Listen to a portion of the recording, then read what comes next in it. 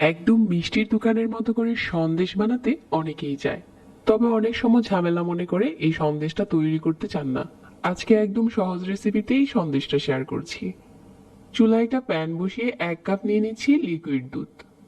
তারপর মিডিয়াম আঁচে দুধটা জাল করে নিচ্ছি যতক্ষণ না বলক আসছে।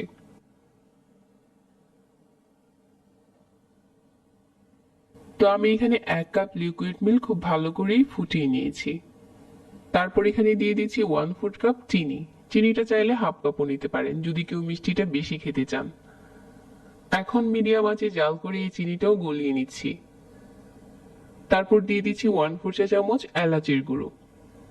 তাহলে সন্দেশে খুব দারুণ একটা ফ্লেভার আসবে। 1 চা-চামচ দিয়ে দিচ্ছি ঘি। এই উপকরণগুলো একসাথে করে মিশিয়ে নিচ্ছি। এখন এখানে দিয়ে দিচ্ছি 1 কাপ গুঁড়া দুধ। তো এখন চুলার আঁচ একদম কমিয়ে আগে গুঁড়া দুধটা খুব ভালো করে মিশিয়ে নিচ্ছি, তা না হলে কিন্তু দলা পেকে যাবে। এই সময় চুলার আঁচটা একদম কমিয়ে নিতে হবে।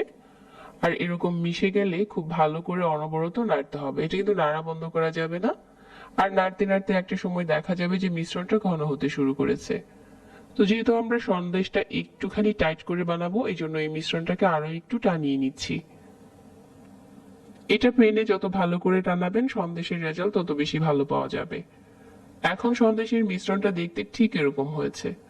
তো এর থেকে আর বেশি জাল করতে হবে না। এই পর্যায়ে হচ্ছে আমি প্যানটা চুলা থেকে উঠিয়ে নিচ্ছি।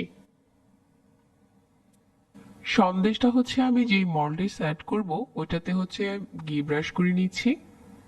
আর সন্দেশের এই মিশ্রণটা দিয়ে একটু চেপে চেপে ভালো করে এই বাটিটাতে লাগিয়ে নিচ্ছি। একটু চেপে লাগালে আপনি যে কোনো শেপে কাটতে পারবেন। যতটা সম্ভব গরম থাকা অবস্থায় এভাবে করে চেপে লাগিয়ে নিতে হবে। আর এখন উপরে দিয়ে দিচ্ছি কিছু বাদাম কুচি। আপনি যে কোনো বাদাম দিতে পারবেন আপনার পছন্দ মতো। আবার একটুখানি জাফরান দিলেও খেতে দারুণ লাগে। আর উপরে দারুণ একটা কালারও আসে। তো এখন হচ্ছে আমি এটা নর্মাল ফ্রিজে রেখে কিছুক্ষণ ঠান্ডা করে নিচ্ছি, ঠান্ডা হলে এটা কাটতে বেশি সুবিধা হয়। এখন আপনার পছন্দ মতো যে কোনো সাইজে কাটতে পারেন। এটা খুব ভালোভাবেই টাইট হয়ে গেছে। তবে আজকে সন্দেশটা কাটার জন্য ক্যামেরাম্যান আমাকে হেল্প করেছে। তো এরকম স্কয়ার করে সবগুলো সন্দেশের স্লাইস কেটে নেওয়া হয়ে গেছে। এখন পরিবেশন করার পালা। অল্প সময়ে গুঁড়া দুধ দিয়ে এরকম একটা সন্দেশ বানাতে পারবেন। এটা পরিবেশন করার পর দেখতে দারুণ লাগে। আর আজকের সন্দেশে আমি চিনিটা একটু কম দিয়েছি, যারা মিষ্টি বেশি খেতে চান আরো একটু বাড়িয়ে দিতে পারেন।